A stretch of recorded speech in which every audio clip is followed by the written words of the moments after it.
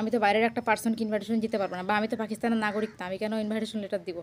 Invitation letter তো পাকিস্তানের নাগরিক দিবে যে পাকিস্তান আছে, আর আমি দিতে পারবো, আমার ফ্যামিলি মেম্বারদের দিতে পারবো। বাইরের কারো তো জবের জন্য বা কারোর লাভ রিলেশনের জন্য এটা তো আমি করতে পারবো না। যার যার ফ্যামিলির থেকে নিতে হবে ইনভাইটেশন, ঠিক আছে? তো এই হচ্ছে ব্যাপার। তো যারা যারা আমার কাছে ইনভাইটেশন চাও তাদেরকে বলে রাখি, ইনভাইটেশন আসলে আমি দিতে পারবো না, আমি দিতে পারবো আমার ফ্যামিলিদের শুধু। বাট আমার হাজব্যান্ড সবাইকে দিতে পারবে, কিন্তু সে তো আর এগুলো করবে না, কারণ এগুলো আসলে অপরাধ। আমরা একজনকে ইনভাইটেশন লেটার দিব। তুমি যে ভিসা তোমার যে রিজেক্ট হয়েছে এটা এম্বাসি জানে, অন্য জায়গা থেকে যদি তুমি ভিসা নাও, মানে বাংলাদেশ থেকে যদি রিজেক্ট হয়, আমি যদি অন্য কান্ট্রি থেকে অ্যাপ্লাই করি, তাহলে তারা বুঝবে কি না আমি একবার কেন, আমি যতবার অ্যাপ্লাই করবো ভিসা ততবার তারা বুঝতে পারবে যে আমি কয়বার অ্যাপ্লাই করছি, কী করছি। কারণ ওদের কাছে ডাটা থাকে সব, এটা তো ফালতো না যে ডিলিট করে দিল। আমি অ্যাপ্লাই করতেছি, কোন জায়গা থেকে করতেছি, কখন করতেছি, সকল ডকুমেন্টস ওদের কাছে থাকে, কয়বার রিজেক্ট হইলো কি না হইলো সবই জানে তারা। তাদের সাথে মিথ্যা বলার কোনো সুযোগ নাই। তো আমি যেখানে অ্যাপ্লাই করি, যে জায়গা থেকে অ্যাপ্লাই করি, তারা ঠিকই বুঝবে যে আমি কয়বার অ্যাপ্লাই করছি ভিসার, আর কয়বার পাই নাই, কী কারণে পাইনি তাও তারা জানবে। ইনভাইটেশন দিবা যারা আপু, ইনভাইটেশন, একটা ইনভাইটেশন লেটার দাও। আমাকে অনেকে বলো যে একটা ইনভাইটেশন লেটার দাও। আসলে কি জানো, ইনভাইটেশন লেটার আমি দিলে কখনোই হবে না সেটা গ্রান্ট, কারণ আমি একটা বাংলাদেশি মেয়ে। আর ইনভাইটেশন লেটার তাকেই দেওয়া যায় যারা আসলে নিজের ফ্যামিলি মেম্বার।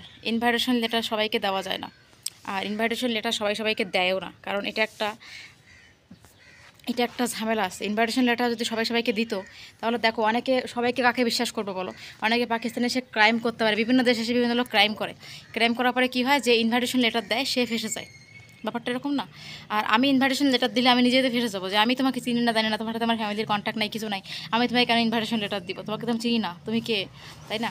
ইনভাইটেশন লেটার তো ফ্যামিলির লোকদের দেওয়া যায়, আমার চাচা চাচি ভাই বোন, আমি তাদেরকে দিতে পারবো।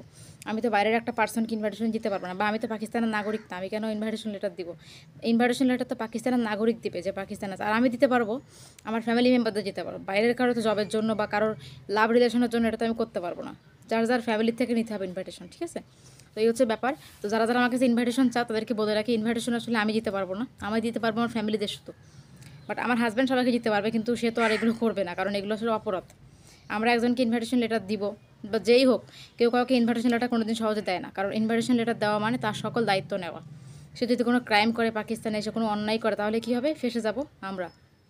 যে দিবে সে ফাঁসবে। যে দিছে ইনভাইটেশন, ইনভাইটেশন নিয়ে ডাকছে, তাহলে ওকে আগে পুলিশে ধরবে। ও কোনো ক্রাইম করলে ওকে তাকে পুলিশে ধরবে।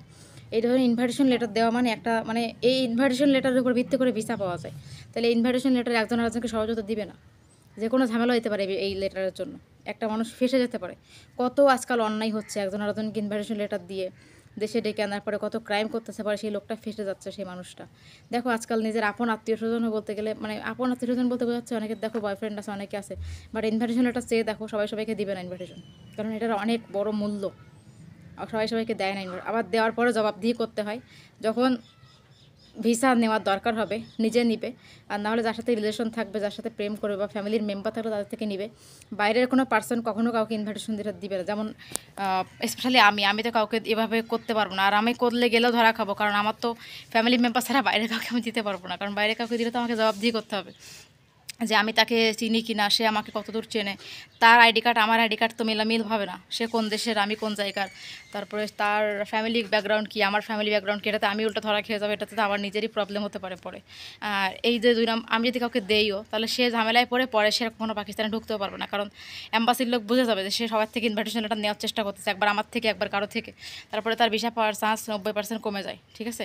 আবার আমাকে অনেকে কমেন্ট করা, আপু তুমি যে ভিসা তোমার যে রিজেক্ট হয়েছে এটা এম্বাসি জানে, অন্য জায়গা থেকে যদি তুমি ভিসা নাও, মানে বাংলাদেশ থেকে যদি রিজেক্ট হয়, আমি যদি অন্য কান্ট্রি থেকে অ্যাপ্লাই করি, তাহলে তারা বুঝবে কি না আমি একবার কেন, আমি যতবার অ্যাপ্লাই করবো ভিসা ততবার তারা বুঝতে পারবে যে আমি কয়বার অ্যাপ্লাই করছি, কী করছি। কারণ ওদের কাছে ডাটা থাকে সব, এটা তো ফালতো না যে ডিলিট করে দিল।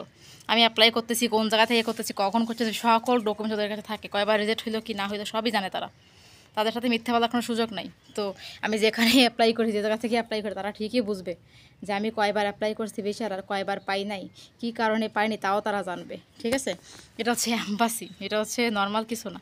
সবাই বুঝবে আমি কয়বার অ্যাপ্লাই করছি, কী করছি না করছি, আমার সাথে কী ঘটছে, আমি কেন পাই নাই ভিসা, আমার কী ফল্ট ছিল, সবই তারা জানবে।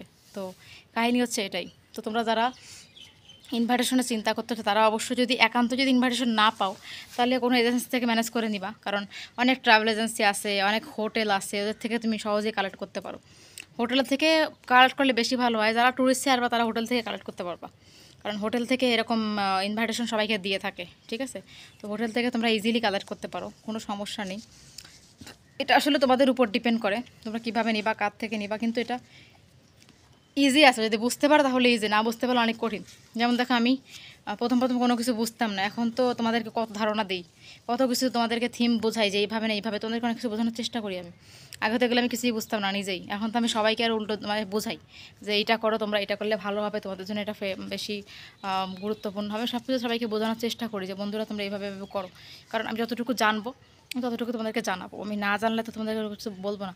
এই যে অনেকে দেখা যায় যে এইভাবে বলো, তো এইভাবে তোমাদেরকে বলবো যে তোমরা এইভাবে চেষ্টা করো, কোনো এজেন্সি থেকে নাও, দেখবা যে গুগলে সার্চ করলে অনেক হোটেল আসবে পাকিস্তান, হোটেল থেকে কালেক্ট করতে পারবা, ইজি কালেক্ট করতে পারবো, হোটেল থেকে তোমাকে দিবে। আর না হলে যাদের পাকিস্তানের রিলেটিভ আছে তাদেরকে বলো একটা ইনভাইটেশন দিতে। ইনভাইটেশন আসলে নেওয়ার জন্য কোর্টে মোটে যাওয়ার কোনো দরকার নেই, অনেকে বলে কোর্টে যাওয়া লাগবে, এগুলো মিথ্যা কথা। ইনভাইটেশনে কখনো কোর্টে যাওয়া লাগে, ইনভাইটেশন ঘরে বসে হাতে লিখে দেওয়া যায়, একদম ঘরে বসে হাতে লিখে দিলেই হয়ে যায় একটা পেপারে, তারপরে সেটা ছবি তুলে দিলেই ওটা স্ক্যান করে নিলেই হয়ে গেল, এত কাহিনী তো কিছু নেই।